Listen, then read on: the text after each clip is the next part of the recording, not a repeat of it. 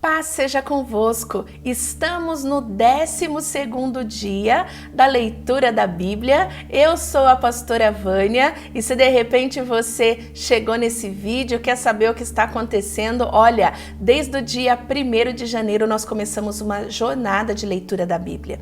E eu convido você a fazer parte desta jornada. Dá tempo ainda de você assistir de repente 2 vídeos por dia e se atualizar, porque nós começamos essa jornada e vamos até o fim, até o último dia do ano, e lá nós teremos lido a Bíblia completa, tá certo? Então, se tem sido bênção para a tua vida, se você já está gostando, deixa aí o gostei, se inscreve no canal para você receber as notificações, para que quando sair o vídeo você já fique informado e já faça aí a sua leitura e cumpra o seu propósito diário, tá certo? Hoje nós vamos ler Gênesis capítulo 36, 37 e 38. Lembre-se sempre de grifar aquilo que o Senhor falou no teu coração, anote aquilo que te chama a atenção, porque é a palavra de Deus falando com você, tá bom? Vamos lá então? Gênesis 36. São estes os descendentes de Esaú, também chamado de Edom. Esaú casou com 2 mulheres do país de Canaã, isto é, Adá, filha de Elon, o Eteu, e com Olibama, a filha de Aná, neta de Zibeão, o Eveu. Esaú casou também com Basemate, filha de Ismael, irmã de Nabaiote. Adá foi mãe de Elifaz, Basemate foi mãe de Reuel. Olibama foi mãe de Jeus, Jalã e Corá. Esses foram os filhos de Esaú que nasceram quando ele estava morando na terra de Canaã. Depois Esaú foi para outro lugar com as suas mulheres, e os seus filhos, as suas filhas e toda a gente da sua casa, separando-se assim do seu irmão Jacó. Esaú levou consigo todas as suas ovelhas e cabras, todo o seu gado e tudo o que havia conseguido no país de Canaã. Esaú saiu dali porque a terra em que ele e Jacó estavam morando era pequena demais para os dois. Eles tinham muito gado e por isso não podiam ficar juntos. Portanto, Esaú, também chamado de Edom, foi morar na região montanhosa de Seir. Segue a lista dos descendentes de Esaú, o antepassado dos edomitas que vivem na região montanhosa de Edom, também chamada de Seir. Ada, a mulher de Esaú, teve um filho chamado Elifaz. Os filhos de Elifaz foram 5, Temã, Omar, Zefo, Gaetã e Kenaz. Com a sua concubina Tímina, Elifaz teve Amaleque. Basemate, outra mulher de Esaú, teve um filho chamado Reuel. Reuel foi o pai de 4 filhos, Naate, Zera, Samá e Misa. Esaú tinha outra mulher chamada Olibama, filha de Aná, neta de Zibeão. Os filhos dela foram Jeus, Galã e Corá. Segue a lista das tribos que descendem de Esaú. De Elifaz, o filho mais velho de Esaú, descende as seguintes tribos: Temã, Omar, Zefo e Kenaz. Corá, Gaetã e Abimeleque. Estes foram os descendentes de Adá, mulher de Esaú. De Reuel, descende as seguintes tribos: Naate, Zera, Samã e Mizá. Estes foram descendentes de Basemate, a mulher de Esaú. De Esaú, com sua outra mulher chamada Olibama, filha de Aná, descendem as seguintes tribos: Jeus, Galã e Corá. Todas essas tribos são descendentes de Esaú.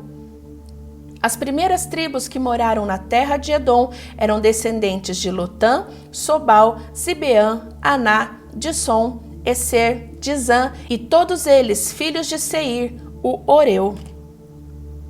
Lotã foi o pai dos grupos de famílias de Ori e de Romã. Lotã tinha uma irmã chamada Tímina. Sobal foi o antepassado dos grupos da família de Alvã, Manaate, Ebal, Zefô e Onã. Zibeão foi o pai de 2 filhos, Aias e Aná.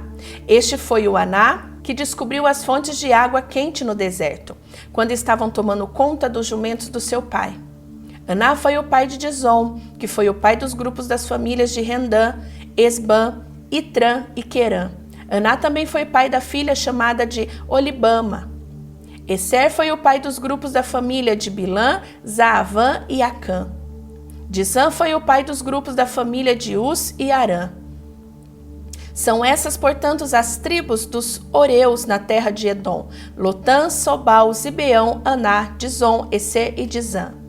Os seguintes reis governaram a terra de Edom, um depois do outro, no tempo em que Israel ainda não havia rei: Belá, filho de Beor, da cidade de Dinaba; Jobabe, filho de Zerá, de Bonsrã; Husã, da região de Temã; Hadad, filho de Bedade, da cidade de Avite.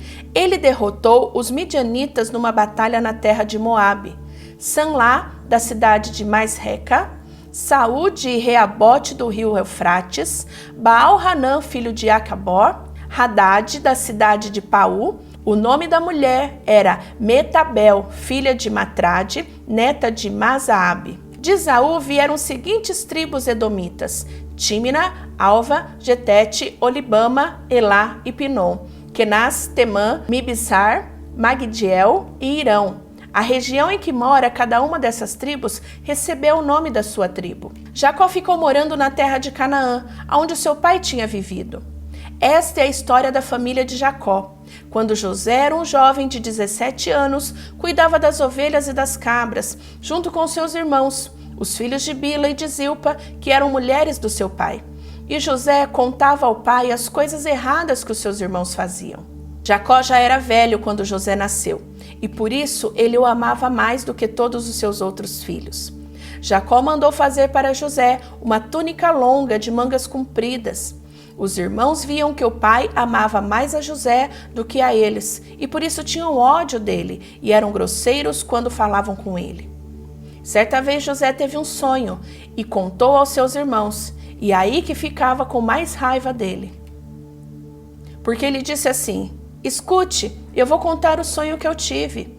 Sonhei que estávamos no campo amarrando feixes de trigo. De repente o meu feixe ficou de pé, e os feixes de vocês se colocaram em volta do meu e se curvaram diante dele. Então os irmãos perguntaram: quer dizer que você vai ser o nosso rei e que vai mandar em nós? E ficaram com mais ódio dele ainda por causa dos seus sonhos e do jeito que ele contava. Depois José sonhou outra vez e contou também este sonho aos seus irmãos. Ele disse assim: eu tive um sonho. Desta vez o sol e a lua e as 11 estrelas curvaram diante de mim.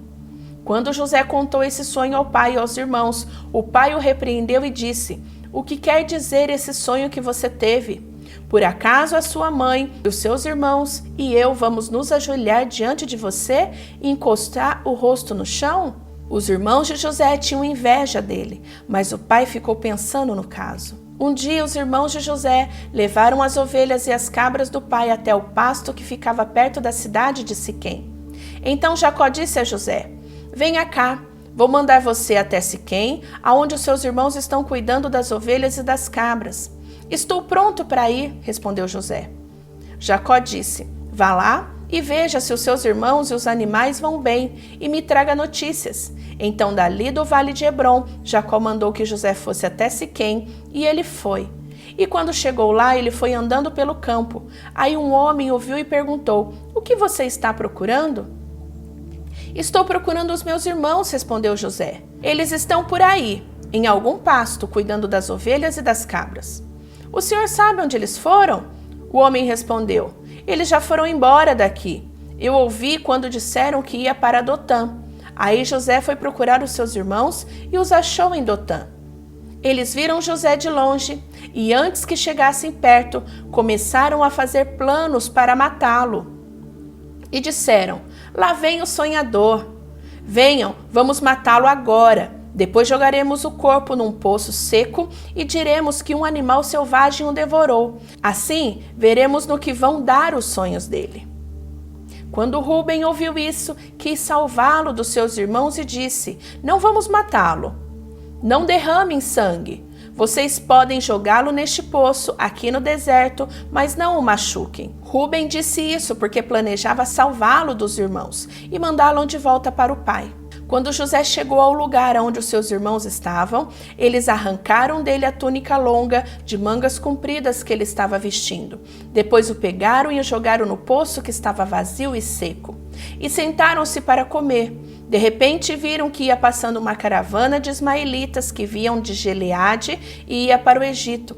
Os seus camelos estavam carregados de perfume e de especiarias.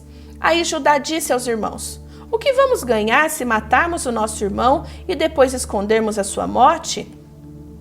Em vez de o matarmos, vamos vendê-lo a esses ismaelitas. Afinal das contas, ele é o nosso irmão e é do nosso sangue. Os irmãos concordaram.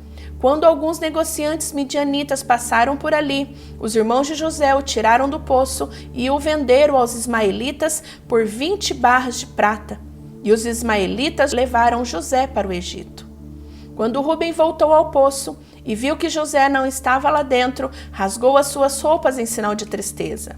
Ele voltou para o lugar onde os seus irmãos estavam e disse: o rapaz não está mais lá. E agora, o que é que eu vou fazer? Então os irmãos mataram um cabrito e com o sangue mancharam a túnica de José. Depois levaram a túnica ao pai e disseram: achamos isso aí. Será que é a túnica do seu filho? Jacó reconheceu e disse: sim, é a túnica do meu filho. Certamente algum animal selvagem o despedaçou e devorou.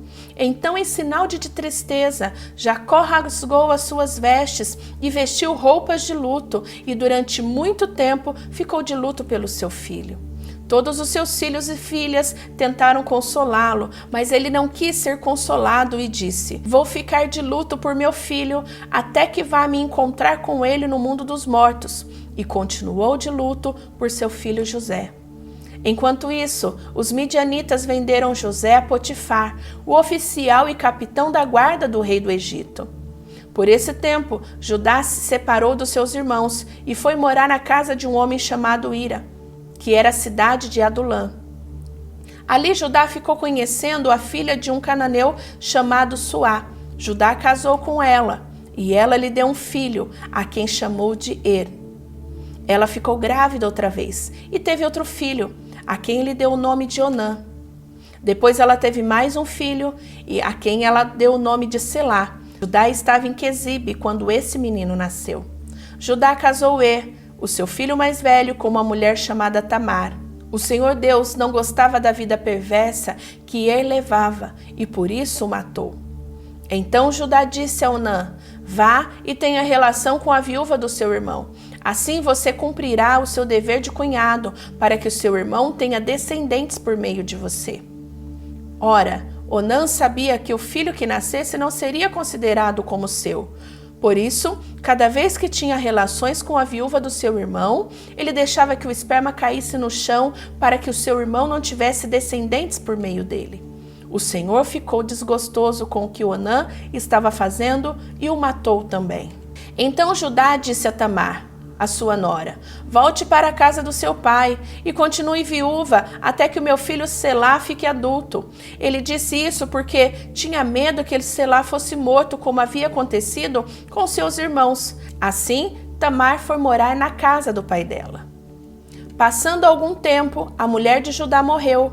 Quando acabou o luto, Judá foi até Timnate, aonde estava cortando lã das suas ovelhas, e o seu amigo Ira de Adulã foi com ele. Alguém contou a Tamar que o seu sogro ia a Timnate, a fim de cortar a lã das suas ovelhas. Então ela trocou de roupa, deixando de lado as suas roupas de viúva, cobriu o rosto com um véu e se disfarçou. Em seguida, foi e sentou-se perto da entrada da cidade em Enaim, que fica a caminho de Timnate. Ela fez isso porque sabia muito bem que Selá já era homem feito, mas Judá não havia mandado que ele casasse com ela. Quando Judá a viu, pensou que era uma prostituta, pois ela estava com o rosto coberto, e foi falar com ela na beira do caminho, sem saber que era sua nora. Ele disse: você quer ir para a cama comigo? Ela perguntou: quanto é que você me paga? Ele respondeu: eu lhe mando um cabrito do meu rebanho. Está bem, disse ela, mas deixe alguma coisa comigo como garantia de que você vai mandar o cabrito. Judá perguntou: o que quer que eu deixe? Ela respondeu: o seu sinete com o cordão e também o bastão que você tem na mão. Então Judá entregou os objetos. Ele teve relações com ela e ela ficou grávida. Tamar voltou para casa, tirou o véu e vestiu as suas roupas de viúva. Mais tarde, Judá mandou seu amigo Irá levar o cabrito e trazer de volta os objetos que havia deixado com ela. Mas Irá não a encontrou. Ele perguntou aos homens de Enaim se sabiam onde estava a prostituta que costumava ficar na beira da estrada. Aqui não esteve nenhuma prostituta, foi a resposta deles. Irá voltou e disse a Judá: não encontrei a mulher. E os homens do lugar disseram que ali nunca havia estado nenhuma prostituta. Então Judá disse: pois ela que fique com as minhas coisas. Assim ninguém vai zombar de nós. Eu mandei o cabrito, mas você não encontrou a mulher. Passados uns 3 meses, foram dizer a Judá: a sua nora agiu como prostituta e agora está grávida. Aí Judá disse: traga essa mulher para fora, a fim de ser queimada.